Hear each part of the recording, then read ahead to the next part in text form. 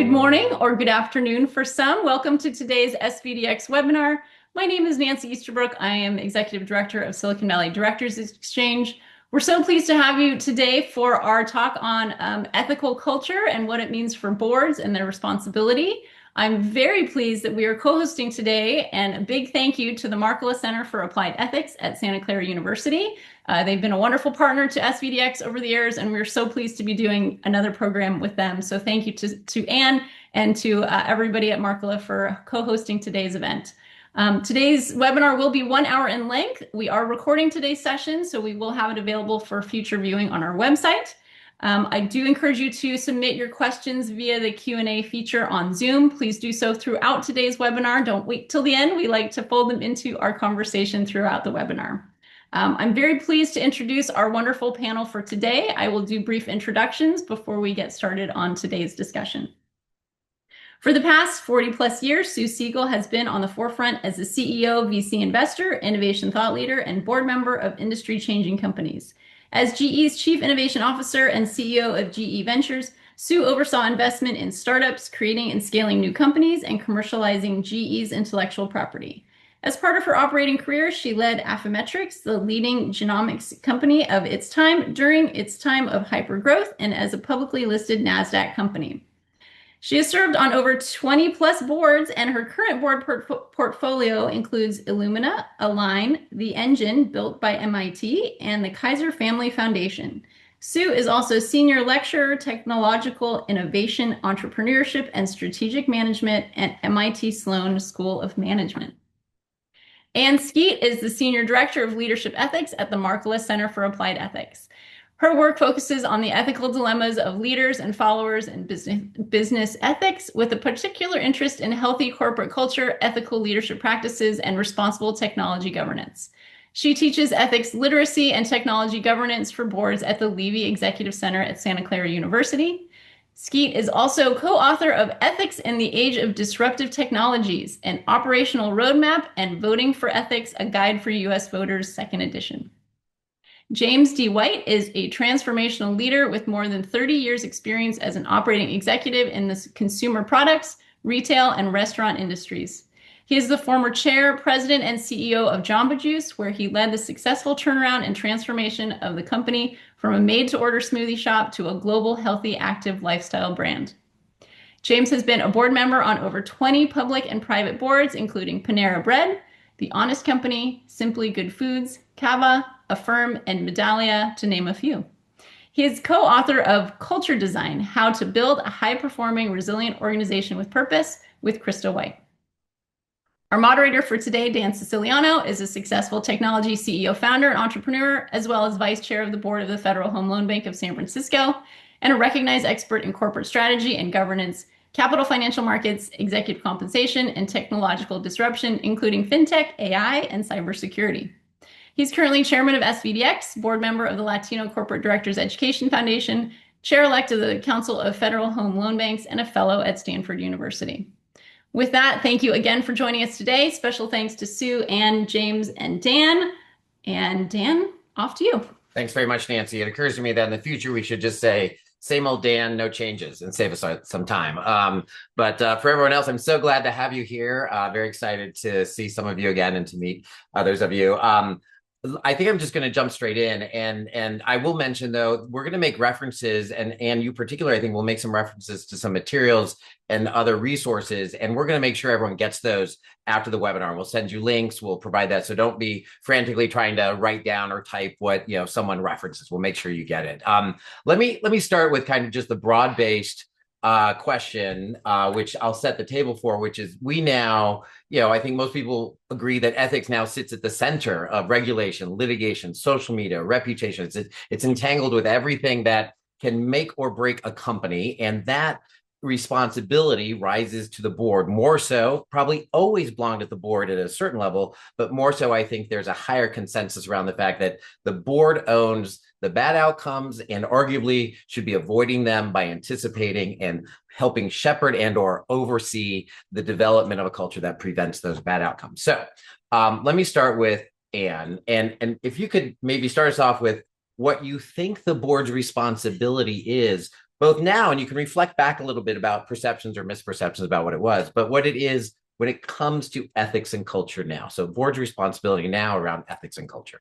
Sure. Yeah, you made a great point, Dan, that, people are paying attention to it now, but there's probably always been Yeah. a set of responsibilities that boards have had around ethical culture. And that's really true. So let me just touch on a few things that board members should know about ethical culture and their responsibilities. It's outlined in places like the Sarbanes-Oxley Act, in Section 30310 of the New York Stock Exchange Manual for Listed Companies, and in the federal sentencing guidelines. So they all have something to say about the responsibility for companies to have a code of business ethics, and then specifically for that to have language around culture. It'll say things like ethical risk and helping to foster a culture of honesty and accountability, or that companies should proactively promote ethical behavior. And in the federal sentencing guidelines, it outlines that boards should have some insight into the ethical culture of the company, some way to actually understand it. And if they do have that, then that can mitigate penalties or fines that might come up in the sentencing phase of certain resolutions. So I think it's important for boards to know that they're sort of on the hook for ethical culture. They might have known it because of Me Too, because of DEI programs, now that AI is drawing things into focus. But it really has always been there as their responsibility. So then they ask, well, what can I do to fulfill those obligations? And our research has indicated that there's some conditions that, when they exist in companies, make it more likely for ethics to be used: a sense of responsibility to society, a climate of mutual trust and understanding, a set of ethical deliberation practices, all of which I can unpack in the Q&A, or as you mentioned, will be in some resources that we send out afterwards. But the number one thing they can do is just assess their culture for ethics, to be asking some questions. We have some questions on the Markla Center website that allow people to dig deep on that area. And that's their fundamental responsibility, is to be looking into it. That's great.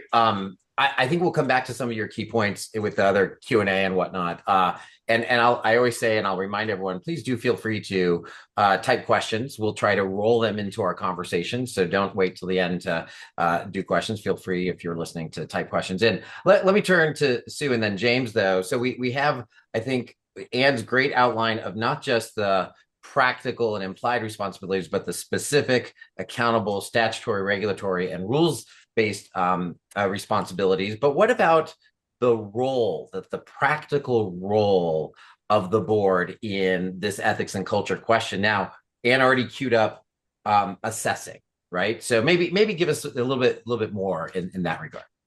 Yeah, I have to say, when I hear Anne talk about the sentencing guidelines, attention getter. I think all of us are like, okay, I'm listening.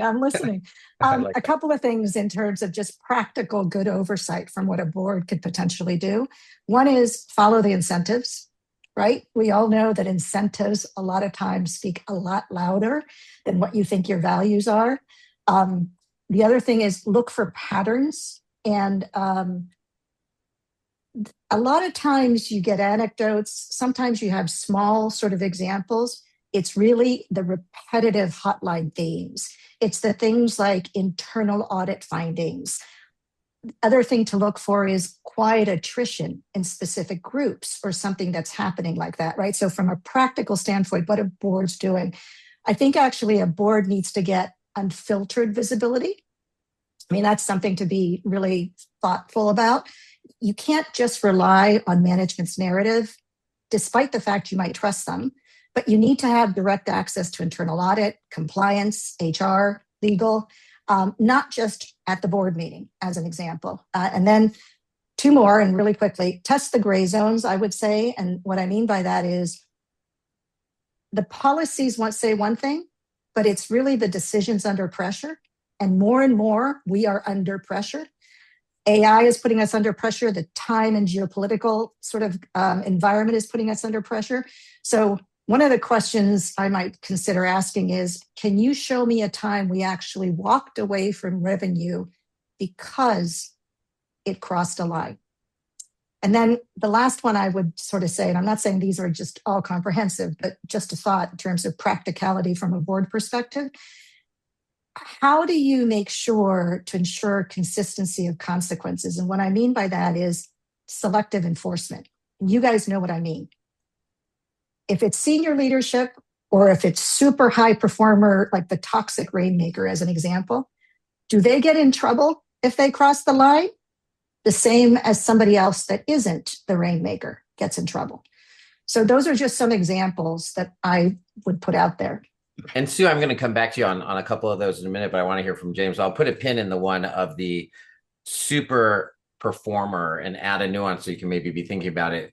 So, whether it's a sales guy, a rainmaker, but let's assume that it's at least 2 or 3 levels below the C-suite, but they're just, and we've all experienced this, right? Like they are the man or woman who closes all the accounts, who just, or owns the big one or whatever it is. So I will come back to that because I want to understand how the board balances its level of attention to detail and how far deep. There's some practical considerations there, but let's be thinking about that. I want to turn to you, James. Maybe you can expand a little bit on what Sue gave. Yeah, I'll make just a couple additive comments. I thought Ann and Sue did a fantastic job of kind of laying out the topic. So the point I'd make is ethics and culture have always been important for the best boards. So that it's always been on the agenda and a priority. I think what's changed is just the volume and variability of the ways that boards are getting tested, kind of ethically. AI, cyber, the geopolitical issues, tariffs,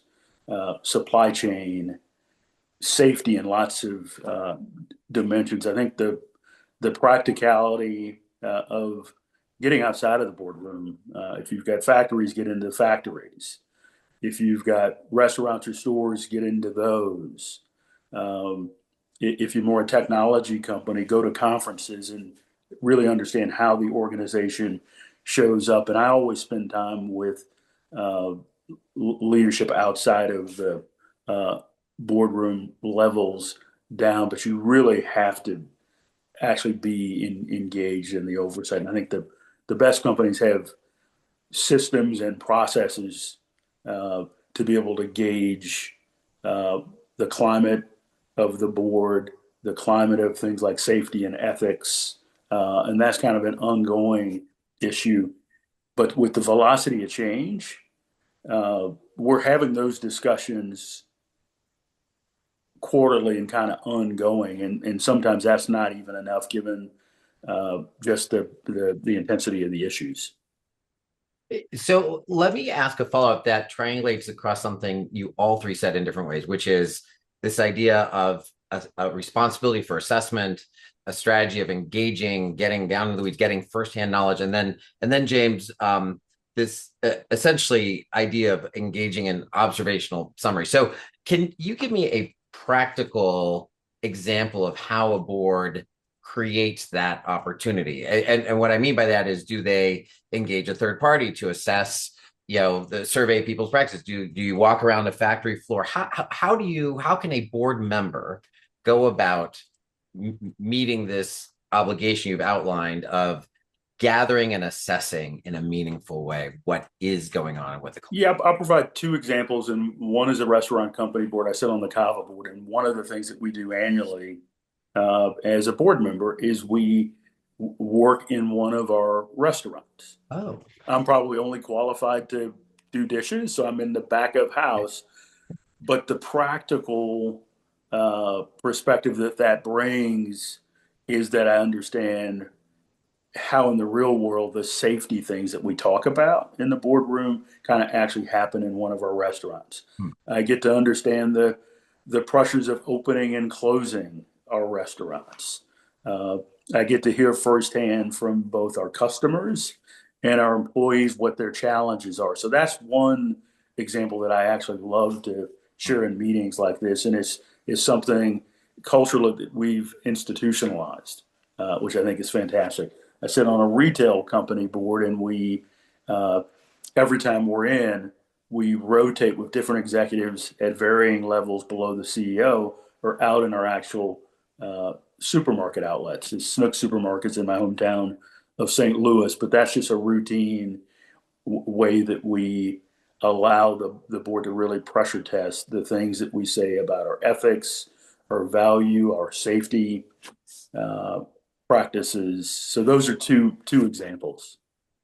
And Those I are would great. just say, Dan, we do, companies do bring in, they bring in the Markla Center, they bring in the Ethics and Compliance Initiative. There's other organizations that do assessments, and we report them back to the board so that the board is seeing those findings. They then work with the management team to respond to those findings, but it elevates and it says something to the employees in the company when you tell them, we're here asking you some questions. We're going to do it in a survey format. We might have some follow-up focus groups, and then we're going to report this back to the board. So that really sends a strong signal into the organization that ethics really matters. Sue, I want to let you add to that, or I'd like to act on that pre-question I kind of set out because it overlaps a little bit, but up to you. What would you like to do? I'll just I'll do both if you want, and Great. then Go you ahead. Yeah, just absolutely. you course correct wherever you want. Got it. I would just say those examples were really helpful from James, and I would add to that um, if you can't do what James just said, figuring out how to go to the conferences that the company hosts that have the customers that bring together investors that bring just be in the milieu of the reality of things, and the employees are there. So you get a chance to interact overall. So if you don't have that chance to do what James boards do, try to figure out when they have those. So that's one answer. Your other question was, Dan, help me frame it again a little bit. Yeah, so I'm gonna take what you just said, which is I'm gonna turn it into a narrative, which is a question. So there you are at the conference, and you're gathering great information. But one of the things that becomes evident is you end up at the big booth, right? And you're chatting with people, and you hear someone say, Jonathan's not here again. You say, oh, what's the Jonathan thing? And they're like, oh, Jonathan, he's our best sales guy. He's always out till 2 a.m. He takes the folks and the clients out and spends like $50,000. He won't be here till the hangover eases up a bit. And then someone says, yeah, why doesn't he ever get held to account for his, filing of reimbursements, blah, blah, blah. And so you kind of have that, and that's it, right? And you inquire later, you realize Jonathan's, like 3 levels below the C-suite, but it does turn out he's like number one sales guy, like full stop. What does a board member do with that, right? So it's a piece of data. We've been talking about, you have red flags, pieces of data. You went out into the milieu and you gathered information, but how do you act on that? That's my question. That's a great question. And here's what I would do. And I'll be curious to hear what James and Ann have to say about this. But I would take it to the CEO and I'd say, I was in the midst. I would describe the situation. And I'm just curious, what systems do we have in place to check that? Have you heard this before? I mean, I would ask the question specifically. It is not for me to go do the digging per se. It is for management. Now that the board has said something about it, to go and make sure that the systems are working that they supposedly put in place, and to figure out how to dig in it. And I would say to the CEO, I would say, listen, that was concerning enough, what I heard. I'd like to come back and ask you about it, because I want to know not just about that specific issue, but our systems. What do we have in place to avoid this on a go-forward basis? And how are you making sure that you're dealing with it when in fact the signals show?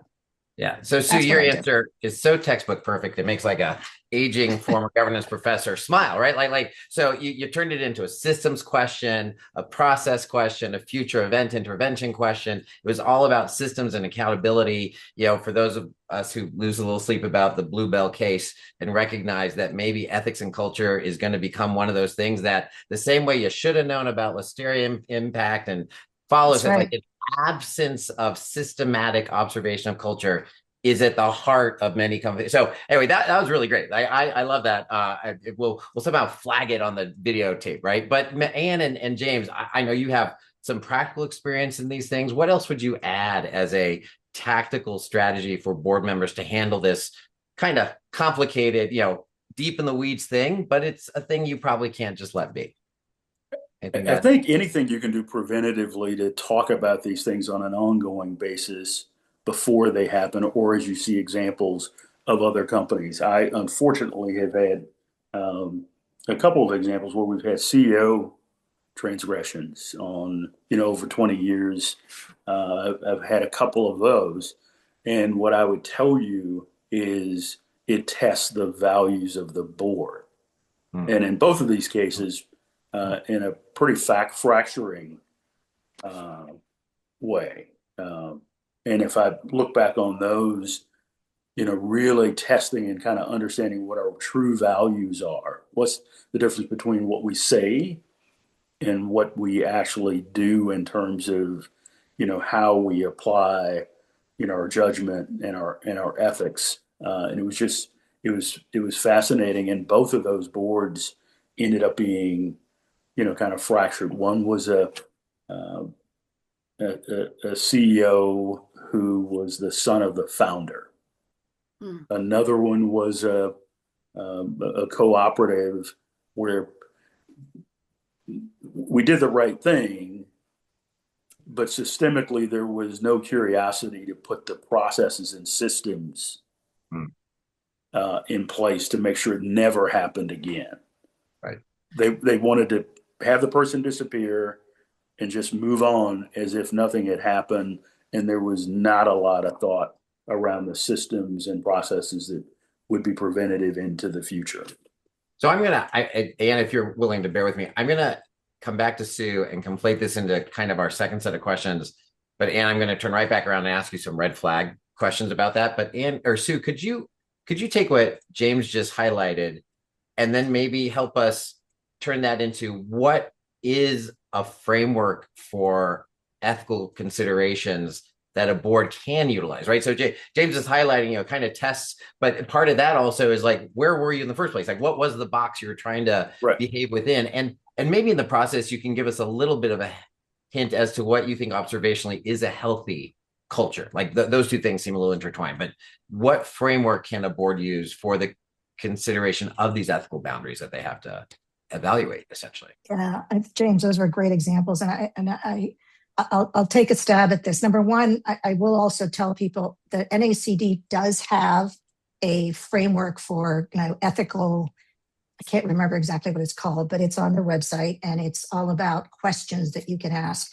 I use sort of a practical framework, if you'd like, and I don't even know whether to formally call it a framework, but it's sort of four things. There's the legality versus the judgment test. And remember, business judgment, right? We all know that if it's legal, that's table stakes. The questions to ask around judgment have to be around, would we be comfortable explaining this publicly, what just happened? I know there's always the Wall Street Journal, but a lot of times it doesn't make the Wall Street Journal, right? It's just the notion of, are you willing to explain it publicly? The second thing I would say is the incentives test. What are we rewarding? Do we really understand under pressure, what behavior are we pushing? I'll turn to Wells Fargo, right? Fake accounts. That one was like classic incentives. And those clearly will conflict. There's also the scalability test, pragmatically, right? If it happens once, it's one thing. Not that it's acceptable, but maybe that goes unnoticed. But if it happens 2 times, 10 times, 100 times, once it starts to scale, you've got yourself a real problem. So this scalability test, you really need to ask the question from the very beginning, what are the one-off decisions that are probably manageable, but what does scaled behavior really, really look like? And then the last one that I think about is it reversible? Can you fix it? Now, why do I say that? And that is, if something goes wrong, and things go wrong, can you actually unwind it? Or is it damaging? And if you do it to customers or to patients, or to a regulatory violation, what are the remediations? And you need to really understand that to be able to say, okay, this is a violation of our ethics. It's a violation of whatever it might be. And I need to figure out, can I unwind this and understand the consequences of what that unwinding is and be real about it? That would be sort of the practical. I know I'm stretching it by saying framework, but that's sort of what it is. No, that's great. I'm before I ask kind of the practical follow-up, I was like, okay, within that framework, when does an ethics failure require a board intervention? But before I go there, I want to turn a question to both Anne and maybe James, let me know. And that is something that was just posed to us on the questions, but ties to this framework. It's kind of like a pre-framework, and that is most companies have a mission statement or a value proposition. And Anne, in your work, and I know you address this actually in your book, at least the as far as I understand, should these mission statements and value statements should they address ethics head on? Should that be framed up front and on top? It seems like a potential complementary approach to Sue's kind of testing of what it is. And what would you say to that question? And how does that tie into the big picture of Yeah, I mean, we love to see ethics in mission statements and value statements, but we also know that the values of the organization can be, I mean, I would just, first of all, I would say mission statements are one of the most underutilized tools in boardrooms. People don't turn enough to say, well, what does our mission statement have to say about this? Or what do the values of the organization have to say? We have a framework at the Markle Center, a framework for ethical decision making. It's like our oldest technology, and it distills the philosophical traditions over the centuries into 6 questions that you can ask that sort of get at the different ways of thinking about if something's ethical. One of the exercises we do with companies is to append to that framework a couple of questions that you've taken from the mission, from the value statements, and turn them into questions so that you can ask, is what we're thinking about here, the options we're considering, is this consistent with our mission and values? So we love to see that. We don't like to see corporate values that refer to speed or winning, since those tend to override ethical deliberation practices. So when we see that on the values list, I usually sort of encourage companies that we're working with to rethink that and get at that ethos that they're trying to evoke in some other way.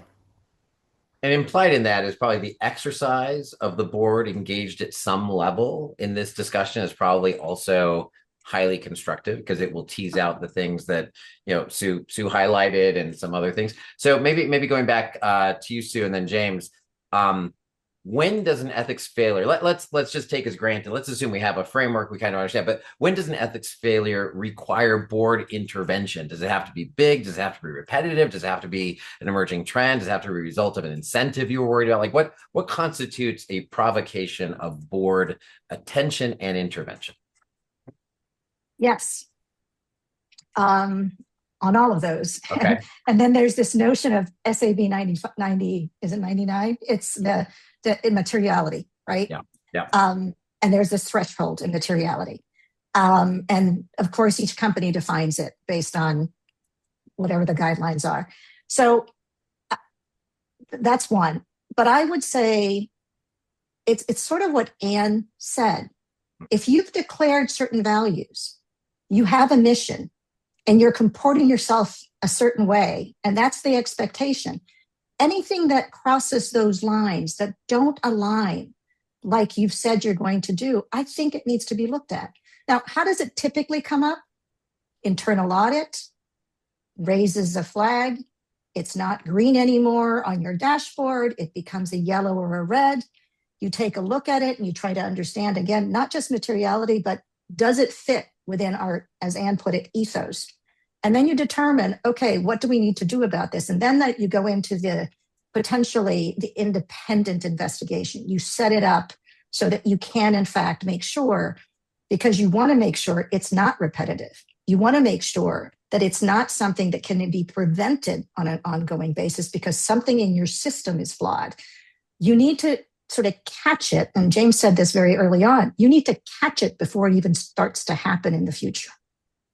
Yeah, and so that I'm going to jump to the kind of the red flags and maybe advice about when people are looking or joining boards, but red flags generally. That there's a tension, right, between our determination of an ethical violation and materiality, which requires that it already happened, that it's sizable enough to move the needle as from a materiality viewpoint, and yet this idea of red flags of intervening early, right? These things are in not contradiction, but they are in tension. And so I even including if you show up at the workplace, you're not there to catch a big bad thing. You're there to understand the feelings, the emotions, the attitudes, the trending, right? It's almost by definition, if it's going okay, there's not going to be a material violation in evidence. There's going to be something else. So James and Anne, what can you tell us about first, how to think about red flags? What are some red flags that you think are worth, keeping in mind across different types of organizations? And then I'm going to ask you, how do you apply that to like evaluating a board, maybe if you're looking at a board? So James, you want to go first and then Ann? Yeah, I mean, for me, I think about the last part of this discussion that we've had. I view it through a cultural lens. So everything is about culture, and it's the gap between what we say and what we do, and that's what I'm always testing for and looking at as I evaluate boards that I'll go on to. I want to understand the processes that they take them and the practices that they take themselves through when there's a challenge, when there's a big decision. How do they engage? How do they debate the toughest issues? And then what are the practices kind of ongoing to make sure we're focused on safety, employee well-being? What kinds of things do we do around employee engagement, customer sentiment? So those are, I mean, those dashboards and scorecards are things that are always evident and available in and around kind of the best boardrooms, and we go through them every time we're together. Safety, if you've got factories or facilities or restaurants, ways to think about how we engage in the most healthy way with our customers. So those are some examples, but I'm always focused on, you can put anything on a placard. Yeah. Right? But I want to actually understand what's the distance between what we say and what actually happens, and importantly, how employees experience the companies that I sit on the boards of. Great. And what about you? Well, we've already touched on a few, the Yep. values, certain values that are kind of red flags, and the incentives that Sue mentioned. And that example of Wells Fargo is just ideal for the kind of unrealistic incentives that end up, that can only be realized with some kind of ethical breach. You can't get there unless you're doing something unethical. But we also look for things like fear of people speaking up, kind of extreme caution when you're interacting with employees. Maybe those people that James is in the washroom doing the dishes with who don't quite want to talk about what it's like to work in the restaurant. Then you start to get a sense that people are not feeling comfortable, and there might be something behind that. The larger than life CEO, the hubris that can really cloud judgment that goes with that often is a flag, or the blind loyalty to kind of a rock star CEO that creates its own set of issues. A lack of a connection to the company's impact on society. I mean, that's one of those conditions that you check for. Does it have some awareness of its ethical duties? If it's really not thinking about that or doesn't want to be slowed down to think about that when you bring it up as a board member, that's a flag.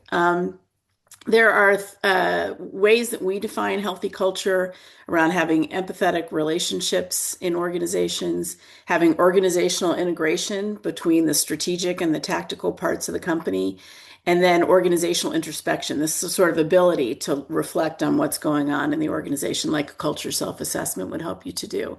So anything that sort of is eating away at those signs of a healthy culture might be something that you would want to pay attention to.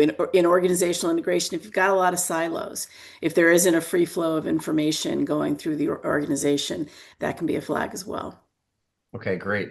And I'm going to mention we've gotten some really great questions, which I'm going to keep trying to wind in. I've only kind of managed to pull in like 2.5 of the 6 that we've gotten. If we don't get to them, I'm going to ask the panelists if they're willing maybe to reply, and we might include that in materials or otherwise. So don't lose hope if I don't get to it. I want to move to our topic 3 and 4. And I'm going to kind of turn them upside down and conflate them, because I think that you all three have said something, which is, it's a bit of a red flag when you see in like a philosophy value statement, win, move fast, when you beat everyone, and that makes perfect sense on the surface. And then, Sue and James, you both highlighted like how you treat your employees and, what happens when you're pushing hard.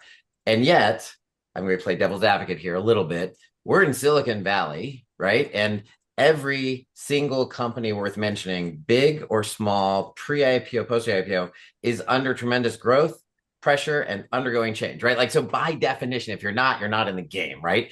And so I want to understand how maybe the board, and maybe we start with Ann in a way, how the board can anticipate or deal with that clash of cultures, right? Like, so there are several companies that are considered amazingly successful who have some of the red flag words in their missions and statement, Anne, right? That you've just highlighted. And they have had ethical lapses and they have had breaches. So what can we learn? I mean, there's extreme cases like Theranos, right? Like, but that's a blow up, fall down disaster. I'm interested in that, but I'm also interested in you commenting on the successful now case with periodic catastrophic ethical breaches. Like, we have some very successful companies that have had terrible periods and terrible acts. So what can a board do as a practical matter to balance this hard charging, arguably sometimes win at all costs sort of approach with the responsibility to keep sustaining an ethical culture that, not to pick on a single company, probably should avoid breaking things, and maybe shouldn't always move fast. So I'll go to each of you on that. But Can I jump James, in before, James, go first. Yeah, Ann, whatever. Yeah. And I'll leave the question with Ann, but I want to jump in. All right. No, please. Because what I would say, if I think about this Silicon Valley ethos, the board in some cases, especially the investor board members, are a part of the problem. They're a part of the problem. Yeah. They're not always a solve to the problem. And I'd love to hear if Ann or Sue would agree or disagree with that. Yeah. And I've actually sat on a couple really fantastic company boards that I'm really proud to have been associated with, like Affirm. Fantastic CEO, hard charging, but delivering things that make the world a better place. Yeah. And so that's you've enhanced the question. And in fact, someone just asked a question about what about board assessment? What about the board reflecting on themselves? So let's tie that together. And what do you say? That question alone deserves a whole webinar, I know, but I know you're good at this. So give us the distilled insight into how to balance that tension, what to do. And let's assume a lot of times the board is also a part of this, I'll be really nice, dynamic. Yes, they are. Well, first of all, just to the question that James just raised, there is a fundamental conflict of interest between investors who sit on boards, and they have a duty to the fiduciary duty to the company. They should be there looking out for the long-term sustainability of that organization, the life of the firm over many, many years. And then that sometimes really flies right in the face of what they have, the obligations they feel they have to their fund or their investors in that fund.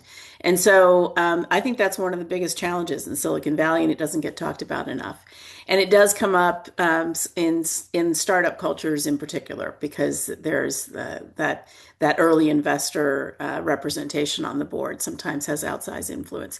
And I think that's part of the story. You reference move fast and break things. Certainly talking about Facebook and Meta, the dual class stock structure, which really undermines, sort of kneecaps the board in the future in terms of their influence and their decision making. All those are early decisions that are made as the company is forming. And that's where advisors can be so influential, because they're setting a tone right out of the gate for what they expect in the organization. And I know founders look at that as a way to sort of have control, and they would say, well, that's the way I can make sure that my company is still going to be ethical. But we have boards for a reason. Boards are the check and balance. They're supposed to be the counterweight to maybe what the management team is thinking about. So you want to preserve the things that will allow that to happen. And the board really needs to, especially right now with the technology that we're all grappling with artificial intelligence, needs to recognize that it's not going to be okay to say, well, the AI did that. That's not going to fly as a defensible comment in the face of some kind of governance failure. So the board has more responsibility at a time where there is this kind of rapid growth in technological innovation, to be the mechanism that is putting the brakes on, that is asking the questions. And I think that's why I think boards are growing into that. We get a lot of outreach from boards who are asking us to come in and do some tech ethics literacy work with them around the ethical responsibilities around artificial intelligence in particular. But I think they have started to get it, that they are kind of the last stop on the way to making sure that something really unfortunate doesn't happen. So, Sue, go ahead if you want to add. And I can't add to that. I mean, that Okay. was Yeah. both James and Anne really beautifully. I Yeah. mean, the Yeah. only thing I would say is board composition is culture. Okay. So let me ask you a couple questions down that path and pull it back into the technology innovation. There's an old joke that says booze and wealth amplify the underlying attributes that are already there. And I would suggest that booze, wealth, and AI technology in general tend to accelerate and amplify a company's inherent culture and behavior. Like whatever they were doing, they're going to do more of, faster, more effectively, arguably, whatever effective may be. So maybe we can talk a little bit about what the current environment of not just AI, but it's a great example, AI and disruption and acceleration is doing in companies and what the board should and shouldn't do about that. So we've already set the stage, the responsibility at the board level, the way to monitor and gather, but does the AI driven acceleration and amplification of behaviors of companies, does that call for some sort of extraordinary or extra board insight? One might be, is board composition implicated? So that's, I got about 3 or 4 different floating questions in there. Maybe I'm happy to jump in. James, if you would jump in, and then I have sub questions for everybody. But let's have James, you go first. Yeah, and I'd make the point in this way. And I think about it as the volume, velocity, and variability of the change is actually putting boards under pressure of being, many of the members being obsolete from a skill set perspective. Like any board member who's sitting in this webinar and they're not deeply personally involved in coming up to speed in and around AI governance, and even using it themselves, 2, 3 years from now, there might not be a place for some of those folks in the boardroom if they don't have the curiosity or the aptitude to try to come up to speed. But as things are moving that rapidly, I've got boards that have formed technology committees because you can't have this velocity of change and not have a way to work it in committee before it reaches the full board. If it's in the full board, you're just kind of brainstorming. It needs to be kind of worked and reworked. I've got boards where we're actually using AI in the boardroom where there's been portals created for me to be able to look back at 2 or 3 years of data in a closed environment and use in my prep.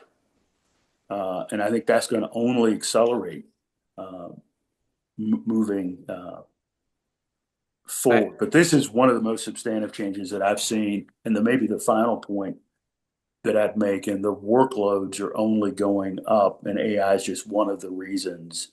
I've talked to directors and their workloads. If you assume each board is 250 to 300 hours, that model as a reference is outdated. That's probably 25% to 50% increase on that number as kind of a historical benchmark. So you've set the stage nicely, which is you've got this highly disruptive, very fast moving, perhaps unprecedented speed technology that has its own, language and context that requires effort to fully understand. So there's that. And then finally, this kind of shows up both as features and tools, but also extra workload. So my follow-up then to maybe Sue and Anne is, what does that mean? I think the formal question would be, how do you integrate the ethics considerations we've been talking about into this, I would say, mandatory innovation governance, whether it's a technology committee at the whole board or at the audit committee, like any board that's being thoughtful is enhancing its ability to provide governance and other oversight over technology generally, with probably being driven by AI. But how do we insert ethics into that, and how does that show up both broadly but practically? So Sue or Anne, who wants to go first? Yeah, Sue, go ahead, and then maybe Anne. Yeah. First of all, I don't think AI changes the board's responsibility, but it raises the stakes and it truly blurs the lines. I think we all agree with that.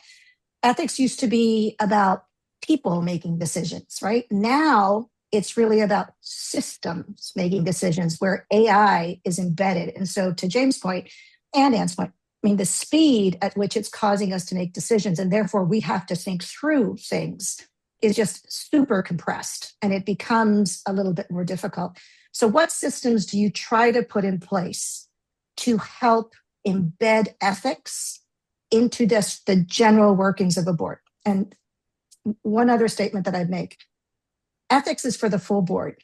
It's not a committee responsibility, okay? However, you have to embed, like you embed controls and audit. I think controls around, as an example, AI and other technologies have to be embedded. So you're seeing more and more, and in the two companies I'm in, I'm on technology committee, and AI is going to the technology committee in one of the companies that I'm in. That said, from a charter perspective, we understand controls falls in audit. So we have to figure out and be very, very clear, where do the controls around AI fall within audit, and be very, very clear as it relates to technology committee and audit committee, and be able to bring it to the board on a routine basis in our report outs, and then have the discussion appropriately. Because this is going to be pervasive and it's going to be enterprise-wide overall.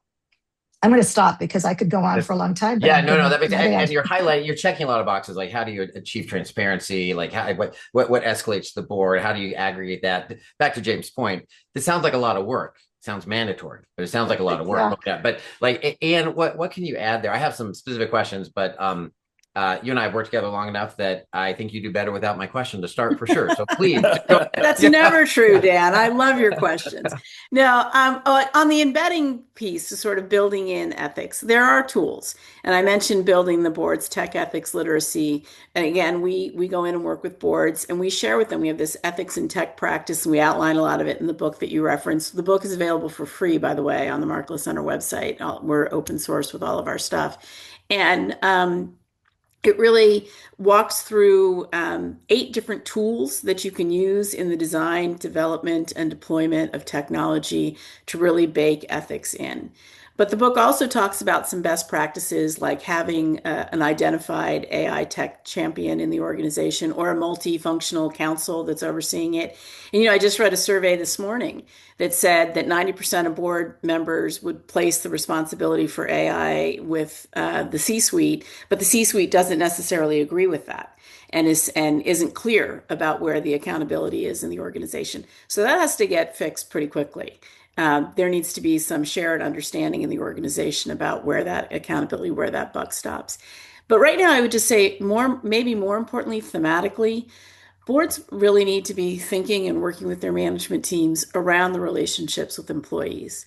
I mean, the AI adoption isn't going quite as rapidly or smoothly as people imagined it could, because there's people involved. And people are complicated and messy and unpredictable. And they're doing all kinds of things that we don't want them to be doing with artificial intelligence. There's this use of shadow AI, where people are using unauthorized AI tools for all kinds of reasons.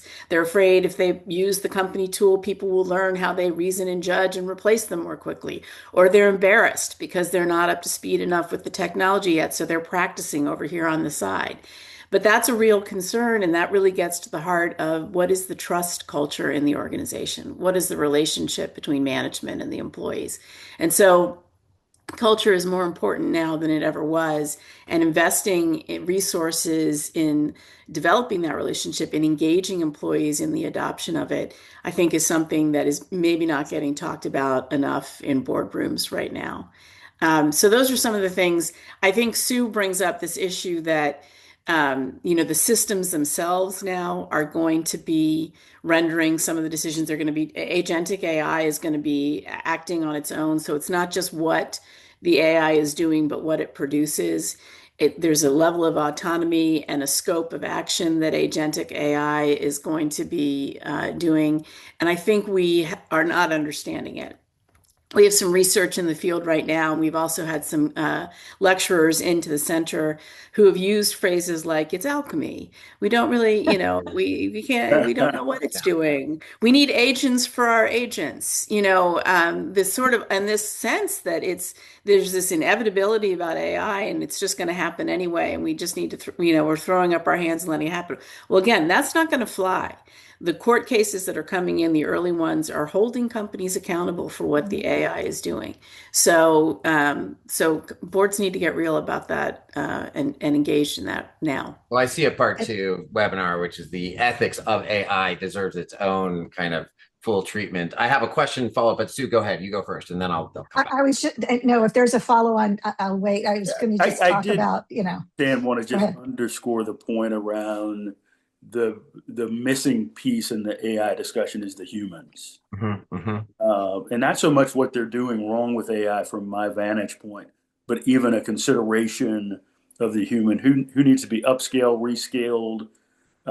And it's the culture, it's the org design question. And I think boards are absolutely nowhere in I that have a question conversation related. most places. I have a question related to that, but let me do the observation I was going to make, and then Sue, go back to you, and then I might ask what'll be a question before our last question. And my observation is what you described, Anne, in different circles. The AI language of commonality is still emerging, but so what you described in part was, are you in the loop, right? So that's there's a decision making, but it may or may not matter, because if you're in the loop but you always say sure, then what good are you doing? Or are you adding that? Are you on the loop, meaning you're like observing it, but it's a full active loop, and then even beyond that. And so my question here is taking the idea of this relentless pressure that is a part of every company, but particularly in Silicon Valley, and this idea of AI, and it even ties to what you talked about, James, in terms of people. So bidding for government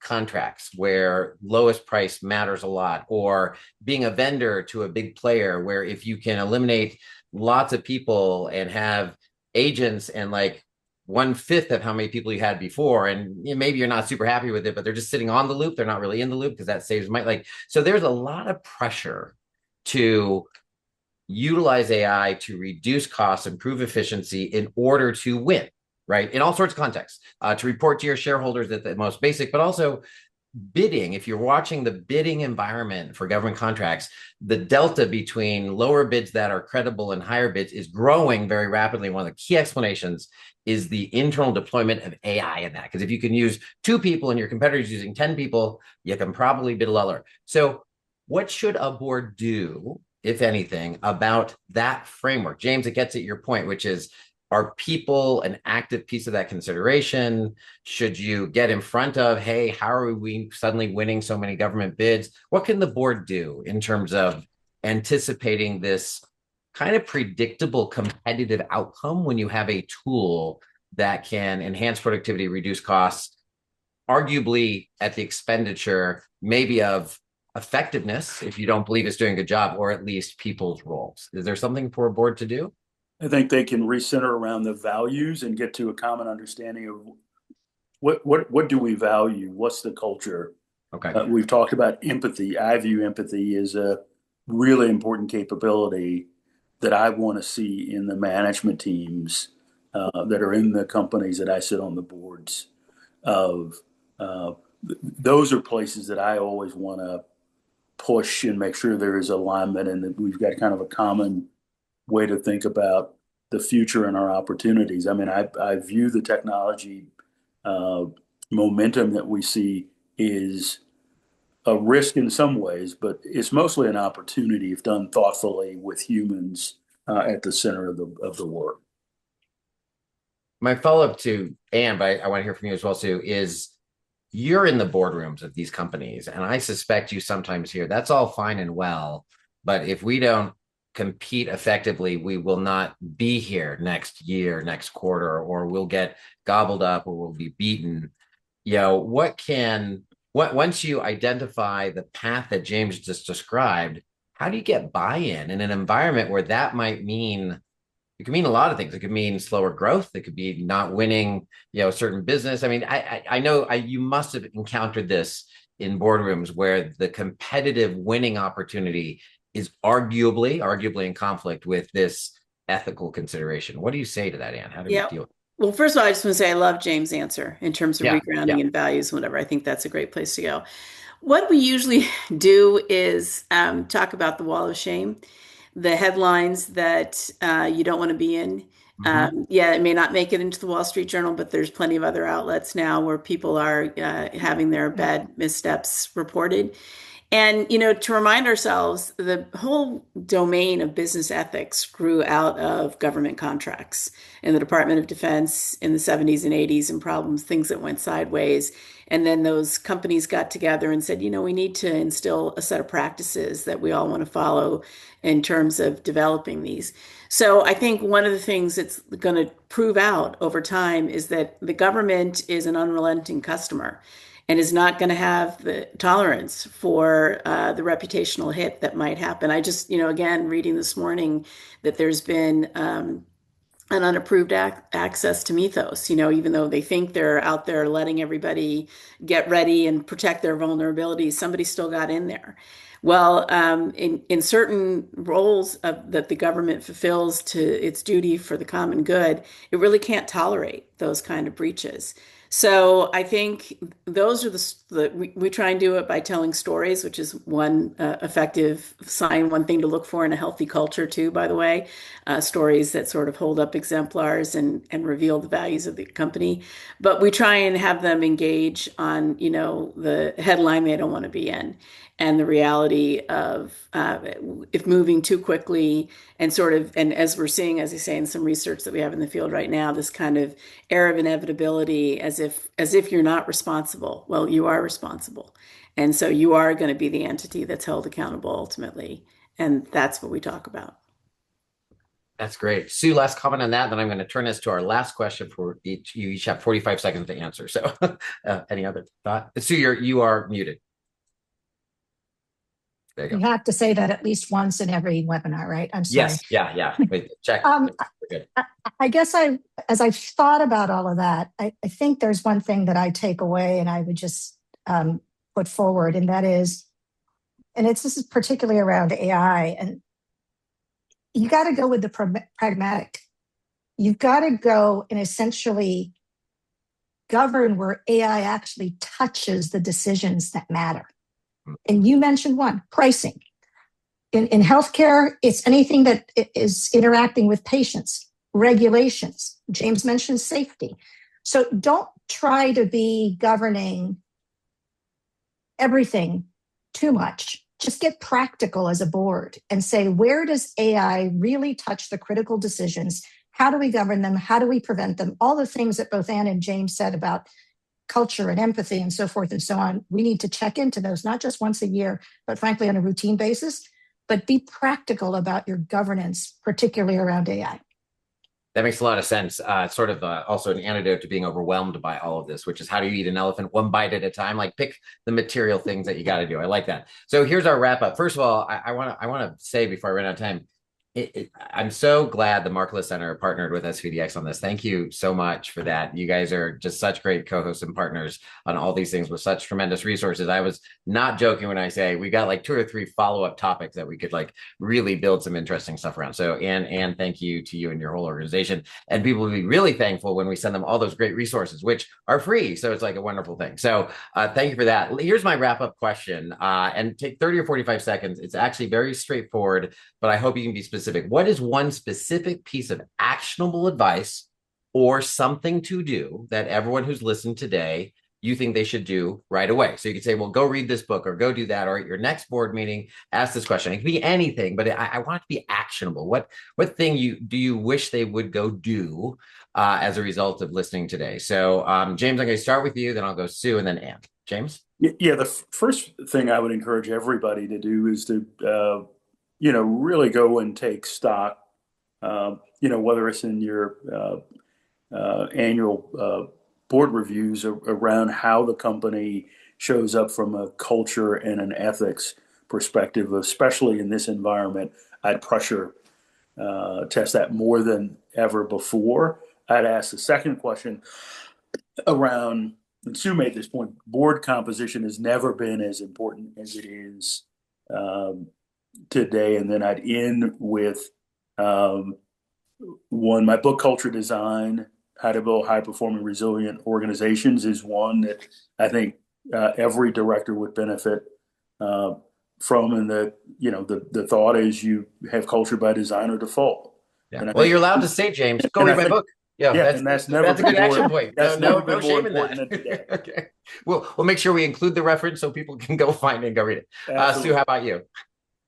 I would say governance needs to move at the speed of the business. And therefore, just a couple of practical points in terms of if you're a board member, what might you do differently? And that is, you got to shift from periodic, episodic oversight to continuous oversight, particularly as it relates to technology and ethics associated to it.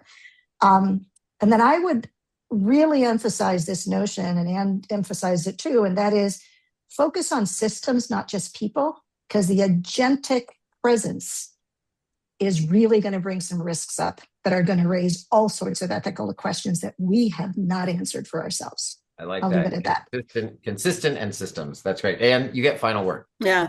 Well, +1 to everything that's been said. And my one piece of advice might sound counter to what Sue just said, but I actually think it's complementary, which is get close to your people. Get close to the workforce. This is a time to be really in dialogue with them and understand them, whether that's doing the culture assessment or that's other ways, other mechanisms for understanding how they're experiencing this change. That's an important thing. So if not the board, getting close to the people, making sure that the management team is doing that. I would say to appreciate the challenges that AI is presenting us in society. One recommended reading I would have is Dario Amodei, the CEO of Anthropic's essay, The Adolescence of Technology, really lays out the risks quite well. He has a very positive, upbeat accompanying essay, Machines of Loving Grace, that he wrote first. But read that one at night because you'll sleep better. Read the one you recommended early in the day so you can get over it. Yes, exactly. But they sort of lay out the two perspectives on the technology, and I think they're great. And if you care about culture, in addition to James' book, which I would recommend, there's also one by Tobias Sturluson called You Can Culture that is, I think, has good practical advice and a framework for how you can engage around matters of culture. Well, great. We'll make sure those are included in the follow-up that we send out. We appreciate it very much. As a sign of how people really wanted to hear you, we kept almost everybody 3 minutes past. So thank you, everyone, for spending time with us. Appreciate it very much. And thank you, panelists, for spending time and sharing your expertise. Really love it. Thank you. Thank you, Dan. Thank you. It was great to be here. Bye. Bye. Bye-bye.